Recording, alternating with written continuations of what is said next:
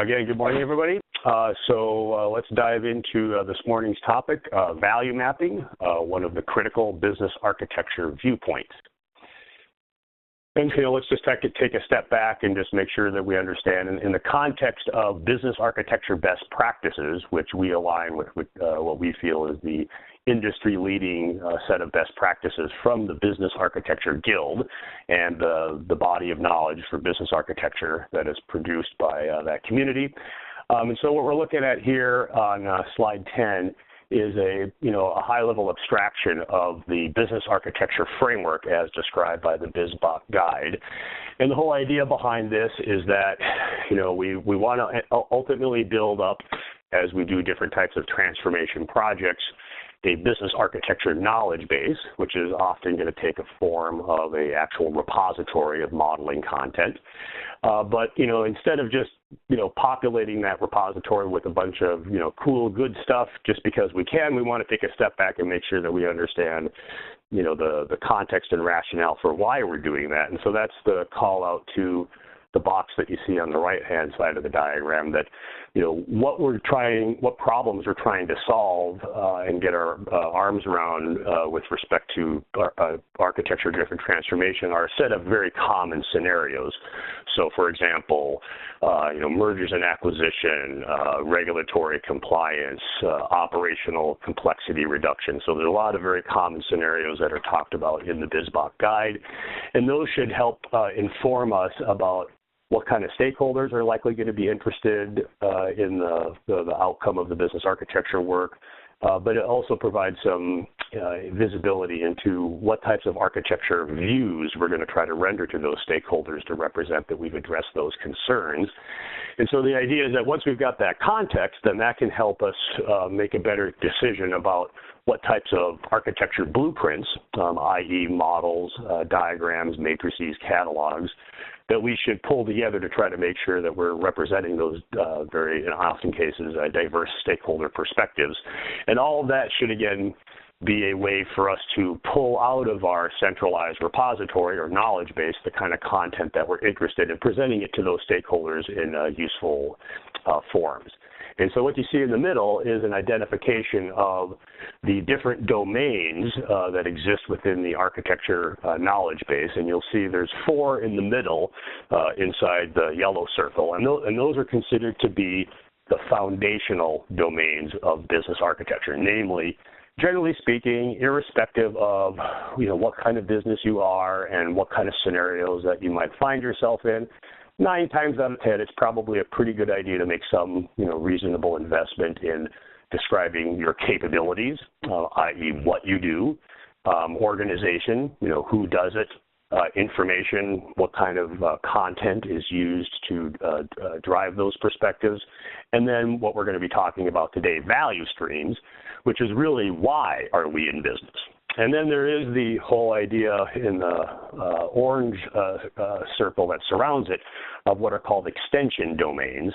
And these are offer additional perspectives that are perhaps not quite as prevalent as the core 4 foundational domains. They also tend to possibly be a little bit more volatile than the ones that are a part of the foundation. Technically, there's actually 5, and this graphic may suggest that there are 7. So, starting at the top, there's a stakeholder view going kind of clockwise. There is a strategy map. There is an initiative map. Decisions, events, metrics, and measures, those are not explicit separate domains, but are often a part of all of these. But then we have a product domain as well as a policy domain. So again, just want to provide the context that the value maps that we're going to talk about in today's session are related to one of the 4 core foundational domains. So obviously, generally speaking, pretty critical to helping us understand the perspectives that it is trying to address. So what is a value map? So according to the BizBox guide, a value map is a visual depiction of how an organization achieves value for a set of stakeholders within the context of a certain set of business activities. And one of the big things that we're trying to get to with value mapping is really providing an outside-in view of an organization. So instead of perhaps focusing a lot on what many organizations take a first step in really looking inward, namely, what do we do, how do we do it, how could we possibly do it better? And there's nothing wrong with that, in the sense of, trying to get a better sense of where unnecessary complexity lies, opportunities for risk reduction, optimization. But a lot of times those decisions are not well informed about, well, is that really going to make a difference to the stakeholders and the markets and customers that we serve? So one of the particular scenarios that value maps are very helpful for is to synthesize a customer-centric view of the business. And this is particularly useful in circumstances where an organization has grown over time through mergers and acquisitions. It has a lot of different lines of business with different kind of product lines and services that it offers the customer. But, to the customer that's outside, they'd like to think of that company as an integrated, internally aligned organization where if they make a call to 1-800, help me out, they don't want to be exposed to the consequences of some of the internal disconnects and complexity that might exist within the organization. So value maps are a way to really provide a consistent view of, why are we in business, namely, what is the value that we're offering, and then how might that be helpful to understand how, multiple parts of our organization need to work together to contribute and to deliver and support that value delivery.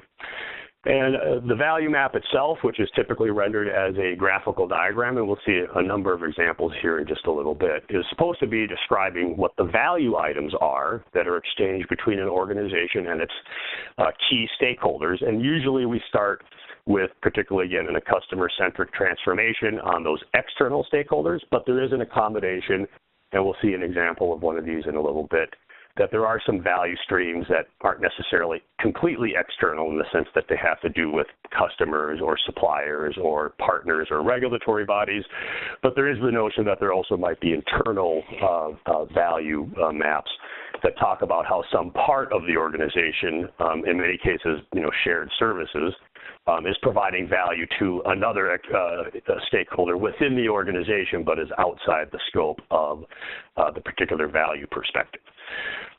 There are a number of different variations on how we can express value maps based on industry best practices, and we'll take a look at all three of them, but then we'll focus on one in particular. So we'll start off by talking about value chains, talk about value streams and value networks. But in the BizBot guide, value streams, generally speaking, are the preferred approach, at least for starting out, to try to articulate and describe just exactly what does value mean and how do we deliver it. But like many things, while the value maps by themselves, again, can be very informative as it relates to putting together a customer-centric view of an organization, much of the content in the architecture knowledge base is going to be much better understood and exploited when we do what the BizBot guide calls cross-mapping, namely, once we put together a couple of different value streams, for example, how does that relate to the capabilities that we have in place that support the different stages of a value stream? What are, the products that are perhaps part of a value proposition? Which business units across a extended, diverse enterprise are going to be contributing to that value delivery? What information is required to control and understand, when we start a value stream stage and when it's suitable to exit?